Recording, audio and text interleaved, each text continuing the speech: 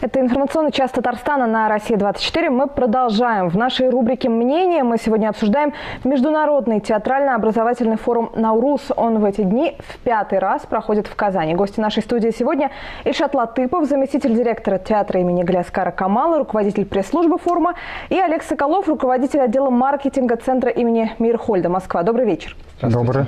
Давайте сначала в целом про форум. Как я уже сказала, он проходит в 5-й раз, и, насколько я понимаю, главная тема в этом году – это текст. Что это значит для, наверное, широкой аудитории? На что делается акцент? Все верно. 5-й международный форум «Наурус» открылся в понедельник, собрал свыше 300 участников из самых разных регионов, из стран, из Колумбии, из Дагестана, из Мариэл, из Чувашии, из Башкирии, из Пермского края, из Магнитогорской области. И они все приехали, театральные деятели, по 6 основным направлениям, обучаться, получать новые знания, обучаться актерскому мастерству, режиссерскому, сценографии, менеджменту. Основная тема же форума является действительно текст. Мы заранее всем педагогам форума «Наурус» отправили поэму Касаесов и попросили педагогов поработать с этим текстом, что-то придумать, и чтобы он был основой для дальнейшей работы уже с участниками, с учениками в дни форума «Наурус».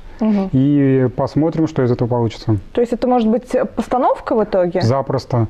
То есть, например, композитор Малцков, ему очень понравился этот текст, и он имеет такие серьезные виды на него. Если делить форум, то его, наверное, можно разделить на две части – образовательная и театральная. Если образовательная, она, я так понимаю, для профессионалов сферы, то театральная как раз-таки в том числе и для обычного зрителя. Расскажите, что есть в театральной части в этом году? Действительно, у нас год проходит фестиваль, где в основном приезжают именно спектакли, театры со всего мира. И год форум. В этом году у нас форум, но театральная часть фестиваля, она тоже присутствует. Мы, во-первых, показываем все премьеры нашего 112-го сезона театра Камала ежедневно. И в среду у нас играется спектакль «Чернобыльский идиот» из Колумбии. Приезжает наш большой друг Алехандро Гонсалес Пучча, и он обещал что-то с чем-то показать, и мы сами очень ждем. А расскажите подробнее про эту постановку, потому что ее, в принципе, называют такой одной из центральных в этом году. Да, это спектакль-хедлайнер форума «Наурус». Поставил, как я уже сказал, наш друг Алехандро Гонсалес Пучча из Колумбии. Привез огромную труппу из Колумбии. Это спектакль по роману Достоевского. Плюс здесь много других источников. Он говорит, он вдохновлялся и Солярисом Тарковского, и романом Нобелевского лауреата Светланы Алексеевич, какими-то документальными работами. И как раз все, что он собрал, все, что он изучил, и что из этого получилось, мы узнаем сегодня в 7 вечера. Олег, вопрос к вам. Вы будете вести мастер-класс, он, наверное, как раз-таки уже для профессионалов сферы, про развитие онлайн-аудитории. Расскажите какие-то главные тезисы, которые вы хотите передать, и вообще эта сфера, этот сегмент, он насколько сейчас развивается у нас в России?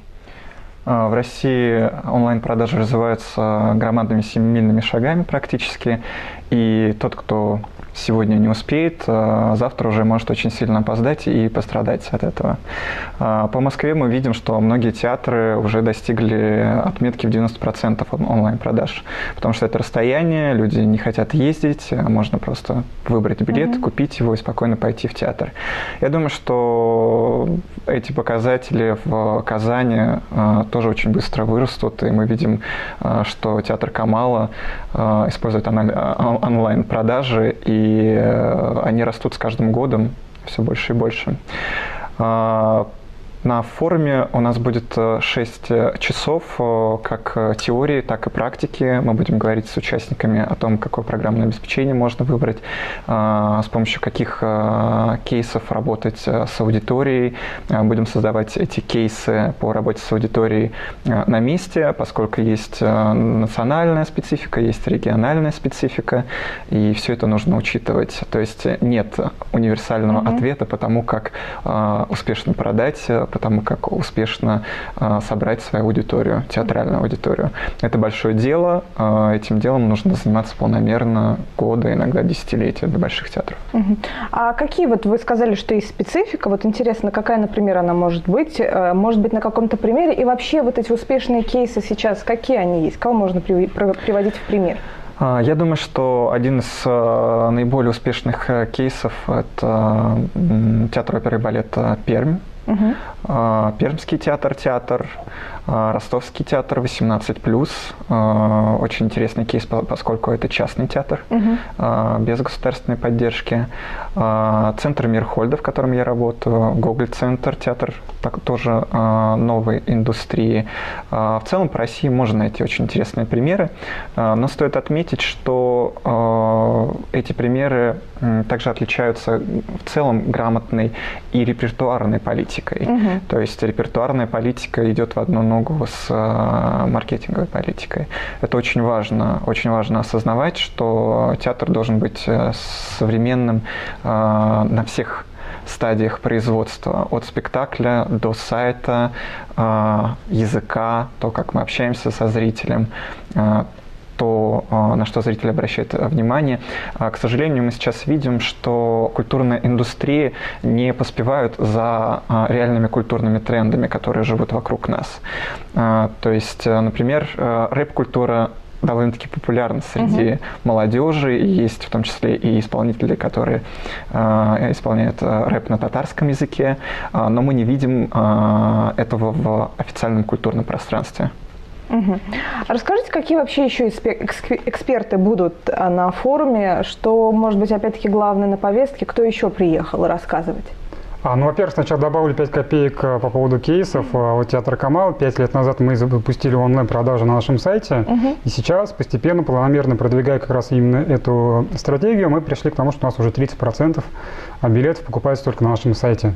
То есть, в принципе, для регионов это очень хороший результат. Вот, что касается педагогов, их очень много, педагогов, как я уже сказал, всего 6 направлений. Направление по актерскому и режиссерскому мастерству представлено Дмитрием Кошминым и Игорем Ницко. Вот это ведущие педагоги России. Приехал Юрий Альшиц из Берлина. Он проводит театральную лабораторию 5 бесполезных упражнений по дневнику японской дамы 17 века. Вот мы посмотрим вот вечером, что из этого получится, будет показ специально для участников. Есть направление по менеджменту, где как раз выступает Олег. Я был, кстати, на его занятиях.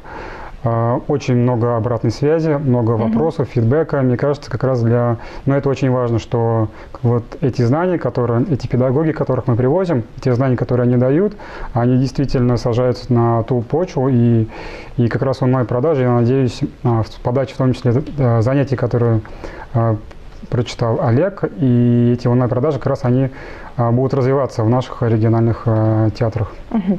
Ну и, в принципе, наверное, последний вопрос. Мы все-таки говорим о том, что Наурус – это в том числе и о национальном искусстве.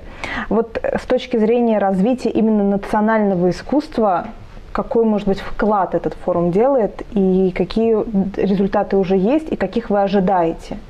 Собственно, это одна, наверное, главная миссия фестиваля и форума Наурус – это сохранение, развитие национального искусства, национальной культуры. Причем вот важен принцип именно того, что сегодня, в этом году мы проводим форум и как бы вкладываем инвестиции, а на следующий год мы как бы смотрим, эти люди, которые посещали занятия, они как бы уже ставят спектакли, и с этими спекtakлями уже приезжают в Казань и показывают, что же у них получилось. Приведу очень яркий пример. Айрат Абушахманов из Уфы, из Башкирского театра имени Гафури, ходил на форум, на мастер-классы по ритуалу, и уже буквально на следующий год поставил спектакль «Черноликий», который попал в номинацию главной национальной премии России «Золотая маска». И таких примеров, собственно, очень много. Что мы вкладываем и потом видим результат. Спасибо вам большое за подробные ответы. Это информационный час Татарстана. Мы продолжаем работу в эфире.